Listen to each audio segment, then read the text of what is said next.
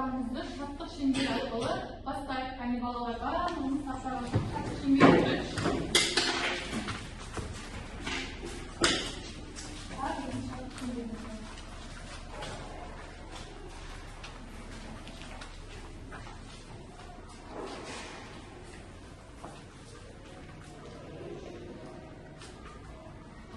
Поставь балалар.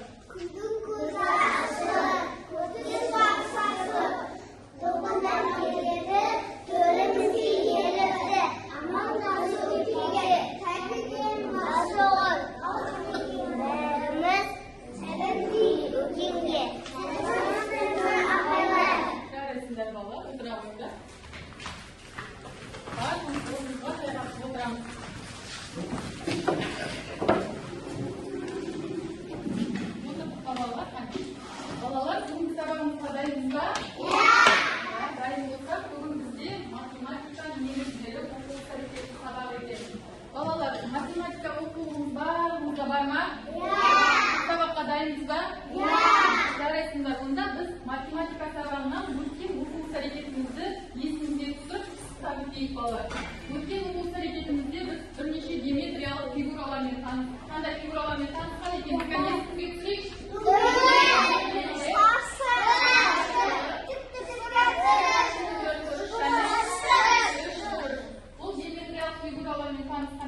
Осыған байланысты балалар бірнеше тапсырмалар да орындадық, балалар. Заттарды қандай белгілер бойынша топтастырып едік балалар. Әр топтан артық затты қосып сызған болатынбыз. Ал бірінші суретте қандай суреттер көріп отырсыңдар? Музыкалық аспаптар екен. Бұл жерде артық зат қайсы екен балалар? Екен. Ал екінші суретте үшбұрышты, көк түсті үшбұрыштар көрсетілген екен. Бұл жерде артық қайсы? Қызыл түсті қандай бұрыш? Үшбұрыш екен. Ал үшінші суретпен назар аударайық балалар. Үшінші суретімізде төртбұрыш көрсетілген екен, балалар. Төртбұрыштың ішінде қайсысы артық балалар? Қайсысы артық еді? Қағаш екен, үш екен. Қалғандары тек төртбұрыш екен, балалар. Ал мына жерде қандай сурет көріп отырсыңдар? Оқу құралдары екен. Оқу құралдарының ішінде артығы қайсы еді? Аяқ киім екен. Жарайсыңдар балалар. Бізге екінші тапсырмада балалар фигуралардың ішінде біреуін белгіле деген еді өтіндер. Қайсысын белгіледік біз? Тік төртбұрыш белгілеген екен. Осы тік төртбұрышқа ұқсайтын сыныбымыздың ішінде қандай заттар ұқсайды балалар? Терезе ұқсайды және не ұқсайды?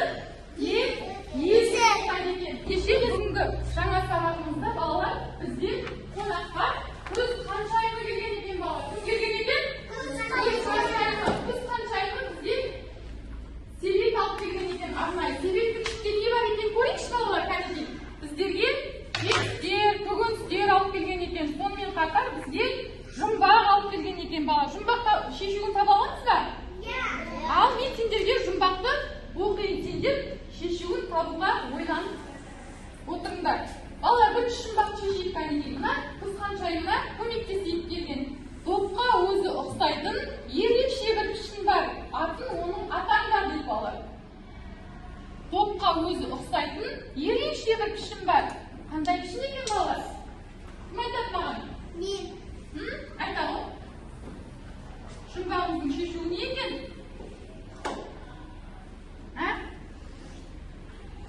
Қандай пішін екен топқа ұқсайтын балалар?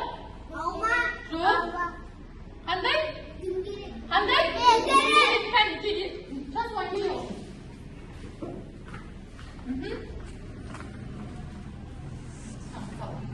Жұмбағымыздың шешуі қандай екен? Дөңгелек екен. Ал келесі жұмбақты табайық. Келесі жұмбағымыз біздің қауынға өзі ұқсайтын ерекше пішін тағы бар. Атын оның кім айтар дейді. Қауынға ұқсайтын айтады. Қауынға ұқсайтын, қауынға. Кім айтады? Айтады. Жоқ? Шашы. Жоқ. Қауынға ұқсайтын. Үшбұрыш. Жоқ. Сомбақша. Сомбақша екен. Сомбақша. Кел. Берің суы келе ғой.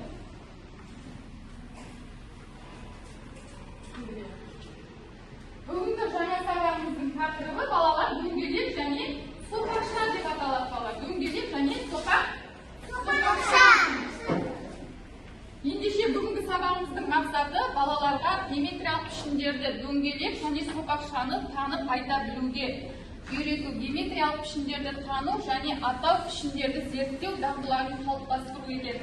Ал ендеше оқулығымыздың бірінші тапсырмасына назар аударайық балалар. Иә, бірінші тапсырмаға назар аударайық. Бірінші тапсырмада балалар бізге геометриялық фигураларды өңдеулер және сопақша берілген екен. Ал айтайықшы қане, фигуралардың не дейді? Қандай фигура екен? Дөңгелек және сопақша. Сізге айтады, балалар фигуралардың үстінен саусағымен жүргізеді, ұқсастығымен айырмашылығын атаңдар дегенде.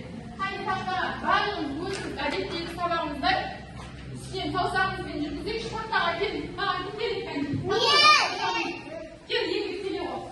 Фигуралардың үстінен саусағыңызбен барлығымыз отырып жүргізейікші, қане дейді. Кімге дейді? Саусағыңызбен жүргізейік қане. Сендер де жүргізің балалар. Фигуралардың үстінен саусағыңызбен жүргіземіз. Баста еңбек ал. Жарайсың. Алып жүргізейік саусағыңызбен жүргізейік. Сендер де жүргізіңдер балалар, саусағыңызбен фигуралардың үстінен жүргізейік қане. Қане. Саусағыңызбен жүргіздік па? Саусағыңызбен жүргіздік па? Ал, барлығын жүргізейікші қане саусағыңызбен. Еңбек болдық па? Қане, отыра бол. Енді бұлардың балалар дөңгелекке балалар, дөңгелекке алма ұқсайды екен. Және не ұқсайды екен? Боп ұқсайды екен. Дөңгелекке нелер ұқсайды екен? Алма, боп, және күн ұқсайды екен. Ал сопақшаға нелер ұқсайды екен балалар? Шар ұқсайды екен. Және жұмыртқа және ұқсайды екен. Бұлардың балалар ұқсастығымен айырмашылығы екеуі де екі өлшемді геометриялық фигуралар екен. Мінекей, дөңгелекте, сопақшада екеуі де екі өлшемді геометриялық фигуралар екен. Бұлардың екеуінің де пішіні доғал болып келеді.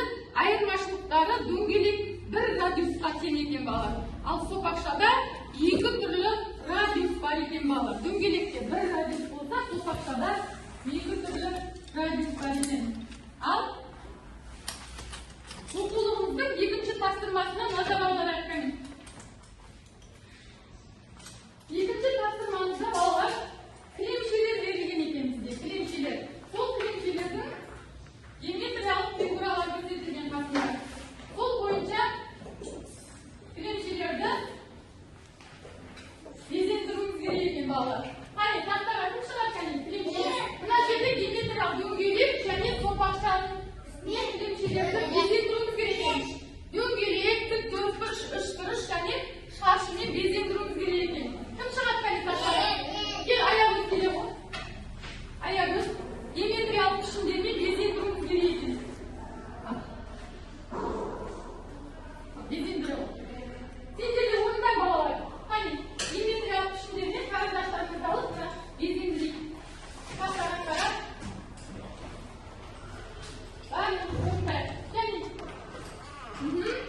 екіншісіне кім шығады қане? Жарас келе ғой сен.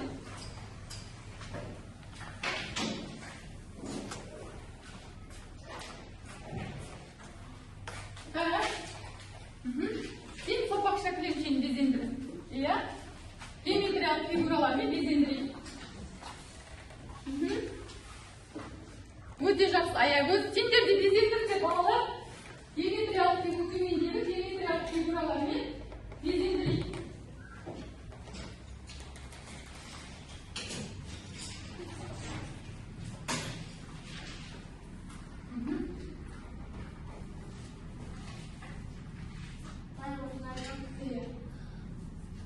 Қане, орында жатыңызды балалар. Геометриялық фигуралармен безендірейік. Дөңгелек, төртбұрыш, үшбұрыштармен безендіру. Өте жақсы деген сұлу жарайсың. Дина орында жатыр екен міне. Орындай ғой, орынбаса безендіру.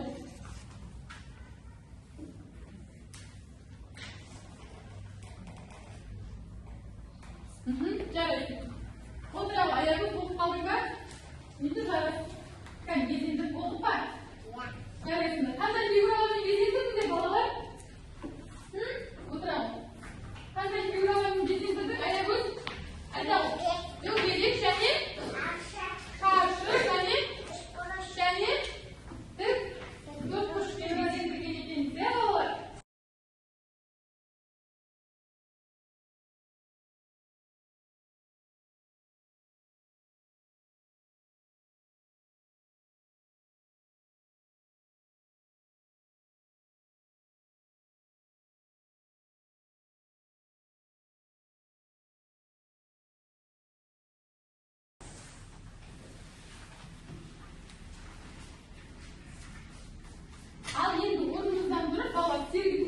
Орныңыздан берейікші, кәнекей. Барлығы орныңыздан тұрып.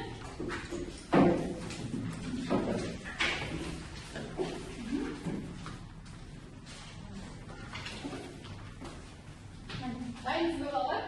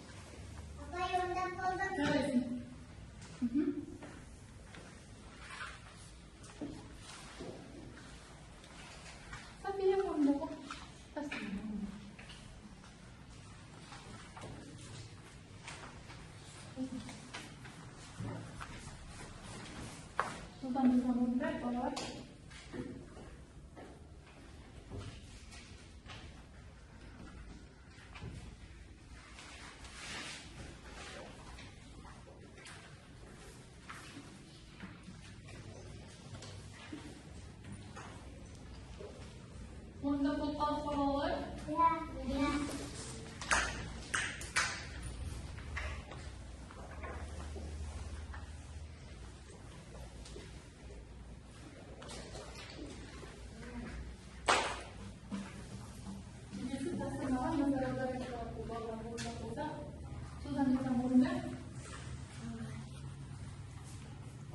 Üçüncü tapsırmada bağlı bizde otbасы мүшелерінің суреті көрсетілген екен.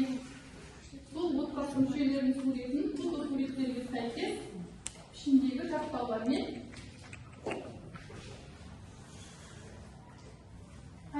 фото суреттерге сәйкес ішіндегі жақтаулармен сызық арқылы атауымыз керек екен балалар. Барлығымыз болған болса кітаптарға қарайықшы кәнекей.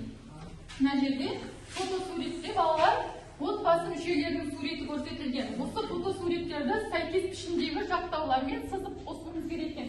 Тақтаға кім шығады орындауға балалар? Кім шығады тақтаға? Ал? Кім шығады? Келе ол. Егізу. Ал түсі сары әженің фото суретінің жақтауын қайсы фигураға апарамыз? Қандай фигура? Сол? Жарайсың. Отырамыз.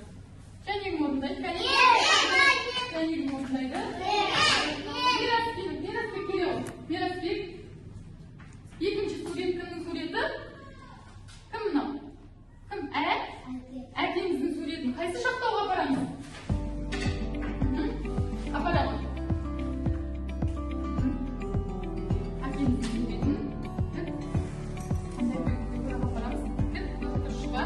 Апарамыз. Ал. Кәнегім келеді ма?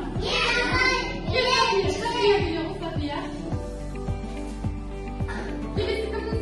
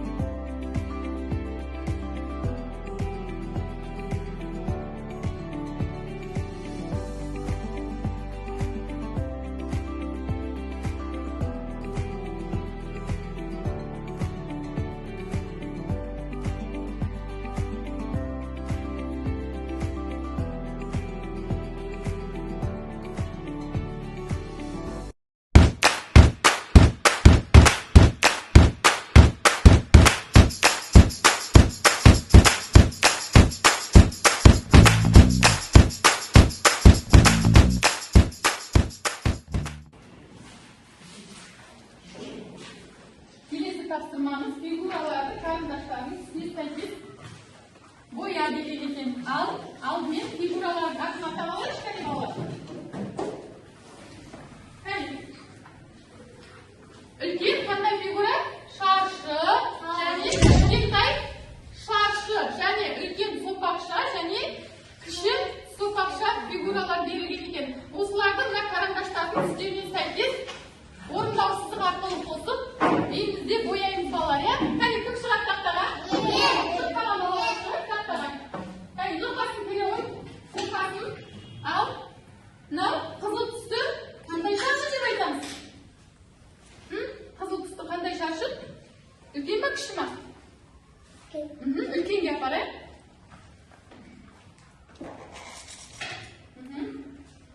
Отыралық. Бояй оған. Ішін бояп шыға. Келесі кім келесі? Жарас келе ол, Жарас.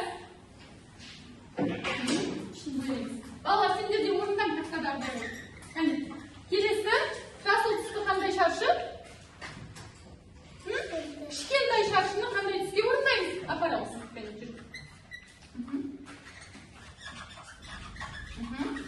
Жарайсың, өте жақсы. Оны қандай түске бояймыз? Жасыл отыралық.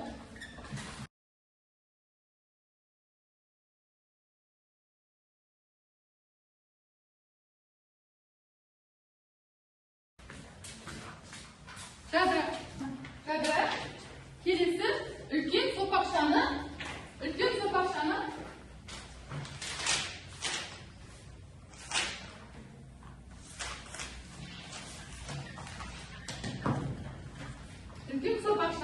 жарайсың, Жадыра. Қандай түске бояймыз оны?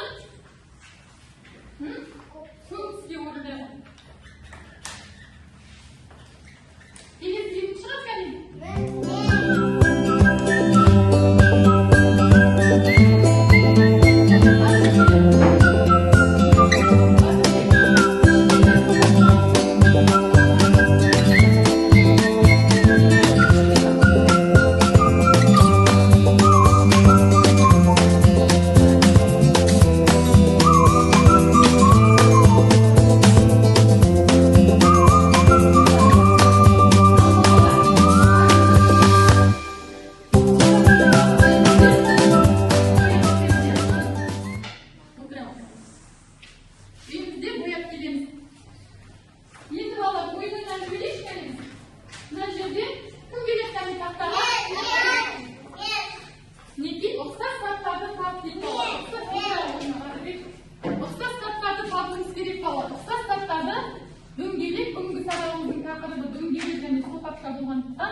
Biz bugün soğan байланысты ұқсас заттарды табуымыз керек екен балалар.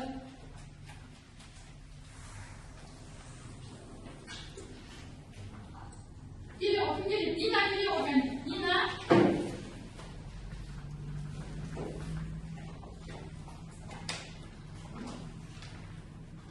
Мінекей балалар. Дөңгелекте және сопақшаға ұқсас заттарды табайық балалар. Мына дөңгелекте ұқсас заттарды табамыз. Және сопақшаға ұқсас заттарды табайық. Кәне суреттерді қараш, Дина. Мына суреттердің ішінен қарайық. Дөңгелекке ұқсас суреттер бар. Қараш, қай. Келе ғой жасылан кел. Кетсек сопақшаға ұқсас заттарды табамыз. Дөңгелекте ұқсас сурет бар ма, Дина? Айтамыз. Ал. Өте жақсы. Атын айтамыз. Низат ол. Сағат. Ал. Кел, мына жерге іздіре оқып. Сағат. Келе ғой. Жасылан сен таптың ба? Сопақшаға ұқсас тапты. Отыра ғой. Дина тапты. Сопақшаға ұқсас сурет бар ма? Сопақшаға. Аты не оның?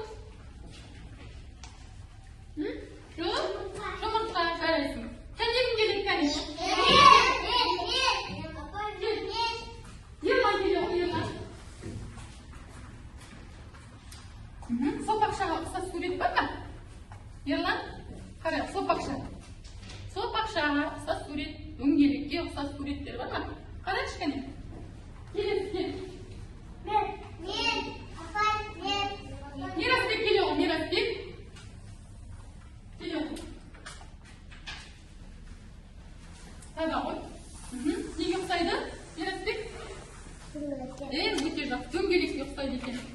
Ал. Неге ұқсайды? Қайсыған ұқсайды? Шар. Сопақ шар ұқсайды. Жарайды, салақ үшін. Кәнегім шығар. Жадыра келеу. Жадыра. Кәнегім шығар. Кел отпасын.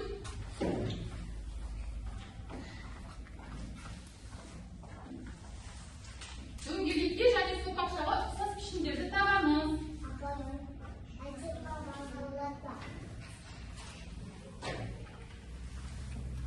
Дөңгелекке ұқсас пішін бар ма? Бар ма дөңгелекке ұқсайтын? Қарай ол. Изотоп. Ілге келген.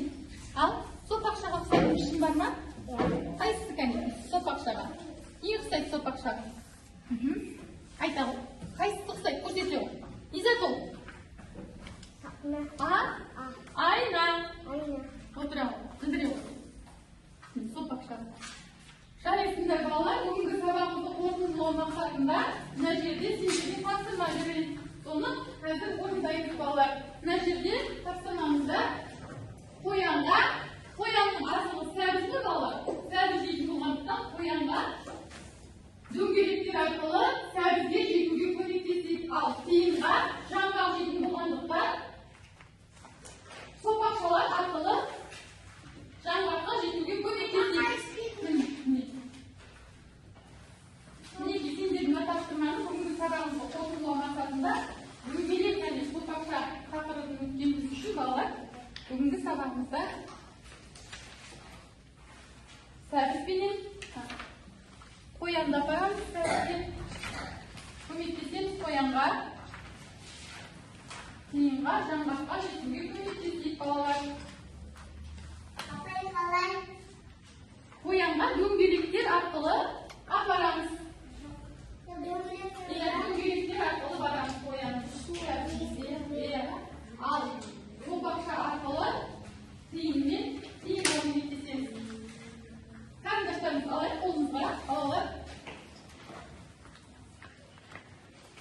Тиынменен қоянға көмектесейік балалар. Қоянға дөңгелектер арқылы барамыз.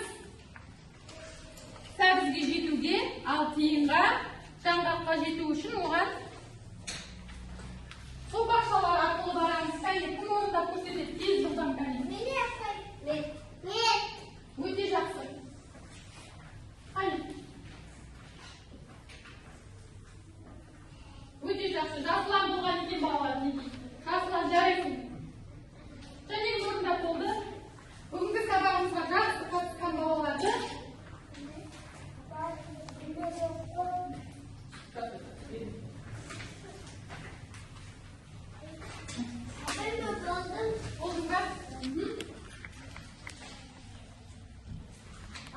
өте жақсы, Батырбек жақсы орындапты. Тиынға сопақша арқылы жаңғаққа жетуге көмектескен екен. Батырбек жарайсың, өте жақсы. Дина орындапты ба? Ал қоянға көмектескен ғой Батырбек. Дөңгелектер арқылы барамыз қоянның сәбізге жету үшін дөңгелектер арқылы барады.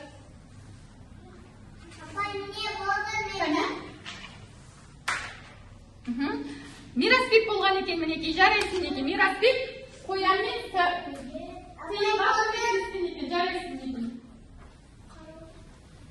София болдық па? София да орындап болған екен, мінекей. Қоянға сәбізге жетуге дөңгелектер арқылы көмектескен екен. Ал тиынға сопақшалар арқылы көмектескен екен. Ал балалар бүгінгі сабағымызға жарайсың, мінекей. Нұржан да болған екен, мінекей. Балалар бүгінгі сабағымызға жақсы қатысқан балаларға бүгін балалар өтейін кәне.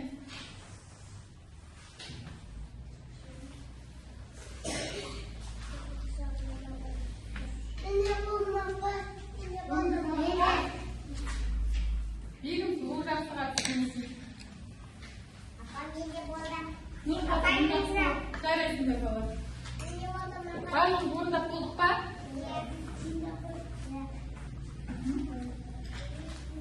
Жадыра, Мираспик жақсы бүгін, София,